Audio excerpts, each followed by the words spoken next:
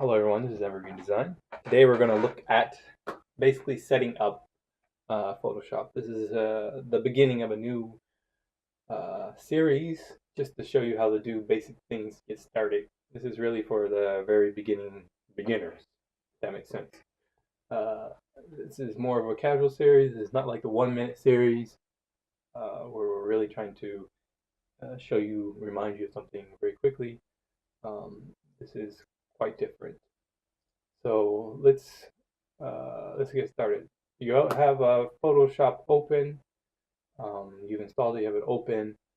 Now you need to decide a few things. Mainly your document size. What are you going to work with? We have the width. You can change how it measures that from pixels, inches, centimeters, millimeters, points, picas, and columns. Same thing for the height, resolution, inches to centimeters per inches. So basically, if I was doing a really print quality work and using Photoshop graphics, etc., I would do it 300 resolution. This will make a huge file, especially if you're doing poster or something else quite large. Um, Otherwise, if I'm just checking things out, I'm just looking through, testing some things, I would do it at like 70 or even 150 if you want pretty decent quality. If the graphics aren't that large, etc., this should be completely fine. There's presets up here, full 1080p, US paper, international paper, photo, etc. They basically set it up uh, in some general settings, like web. It'll try and pick out some, you see down here, the color profile change, that kind of thing. Like if I do print, paper, photo, landscape, US paper, okay, just keep the side changes. So you have RGB, CMYK, these are the main ones you need. RGB, basically anything but print. CMYK, if you're going to print it, you want to CMYK. Because of color profiles, etc. Here are the color profiles. I'm in Sweden, so we're going to use something like Euro scale, or we use something like the the ISO 12647 2004 ISO. One of these three basically it usually is. It depends on the print, where you're printing, etc. If you're in the U.S., you have a bunch of different US ones that are going to be used. Same thing. Um, and then there's web. So basically, you set up. I'm going to set the 1080p. 1080p 300 resolution. This is going to be something really high res, maybe a title screen, something, etc. So you have this is 1080p. You look up here, you say it's 50%. He says not the size of the screen. Or 107%. Now it is more than larger. My screen isn't 1080p, so this video isn't recorded 1080p, but this picture right here of white is in 1080p. Now let's put some text on here. This is your left side toolbar. Uh, this is where you select all your tools. Right side, you have things like layers. These are your layers. You have I see right now I hit the toolbar.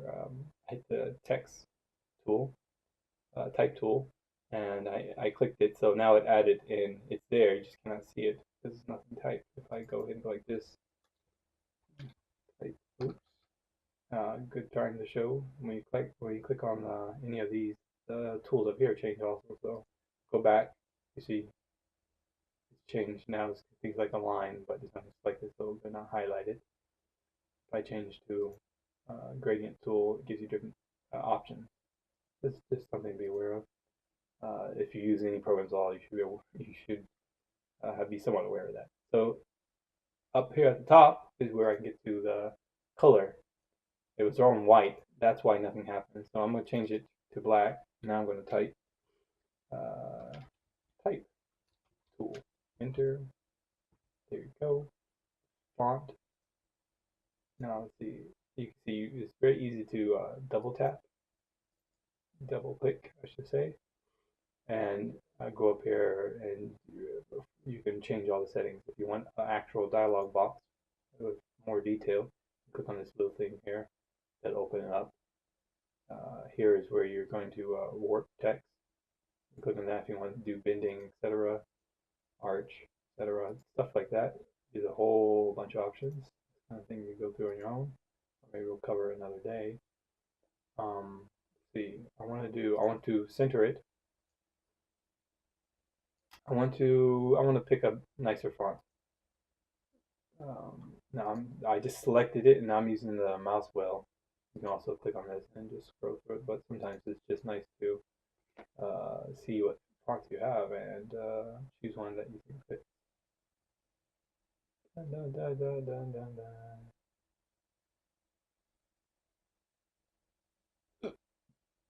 There we go. I think that one's nice. I'm gonna change the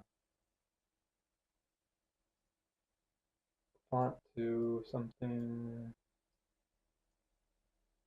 like this, very close to the company colors. I want a nice gray background. There's so many ways to do it. You can just add a layer. It's a good way to do it. I'm not going to mess around with the background layer. You can double click this and click OK, and that will unlock the layer. See, the lock is gone, and now it's called layer 0. You can go back and lock it again. The name does not go back to background like it was before. I can hit Control Z, or you can go Edit, Undo, to undo the last thing done, and it's back to background unlocked. Let's see. Let's go ahead and add a new layer. Down here are basically things that are relating to controlling these channels. So simpler concept here, except for instead of it being above or anything, it's down below. When you click on channels, paths, styles, it changes the tools. So if you're on layers, you have various tools. You can delete, you can create a new one. You have adjustments you can make on the entire set of layers. Or you can go right into the options, like I want the blending options on this font, this text. Perhaps I want to, I don't know, I want to change the color again, but I don't want to change it the usual way. I can do it like this. So that's very similar. It is. Let me see if I unclick it, you get that more blue or green, aqua, tail, and then if I click it, turn it on, get more green. See, if you turn on the opacity, it just takes it away. See, so it's kind of, you can blend it and blend it and blend it on multiple layers and levels. These are a bunch of different tools for you to look at. Stroke tool, increase size, increase the type, location, like you want an inside stroke. Center stroke, it takes it to the center. If I don't want it, I can just click it off here. Or, and go over here, look. And you can go right over down to the tools here and click off all the effects at once. So let's go ahead and start with a new layer. Let's put it underneath. Let's get the gradient tool. No, not the gradient tool. I'm going to fill and gradient. You'll see little arrows here, and you can just, that means there's more options below. You just hold click on it, and you let go click, and you can select which one. Hold click, go over, select which one you want. And on gradient tool, they have a paint bucket tool. So that's something you'll get used to as you start using it. If you don't see a tool where it should be, then you already know, okay, I need to select it, hold, and then pick the different tool. So now I have this one chosen.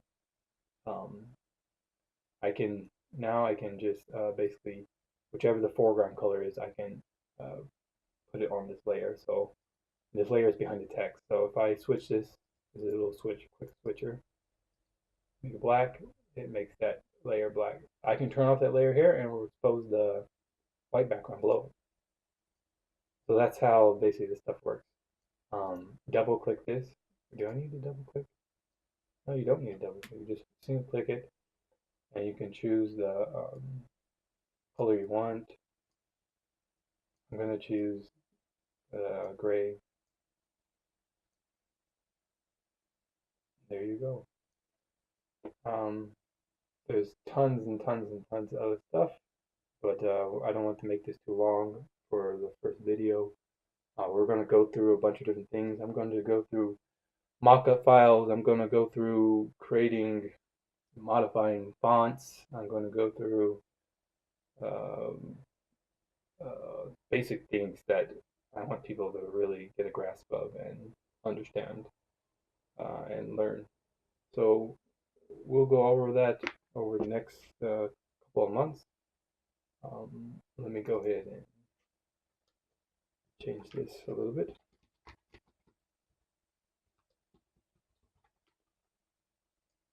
One last little change here. Text, crazy change. Scroll down. Evergreen design. I'm going to hold Alt and drag down. See, it has these nice little things that make it easy. Or you can just hold Shift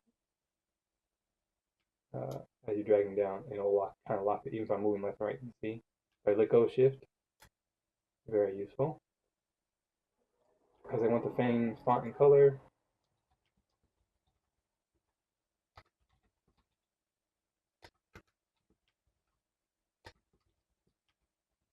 That's why I did that. And maybe we want to make it a little bit different. We go in here and add a slight outside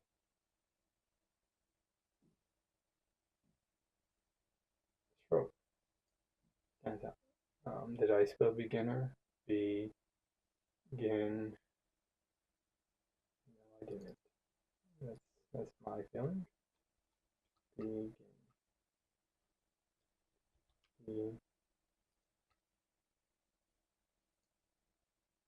Beginner.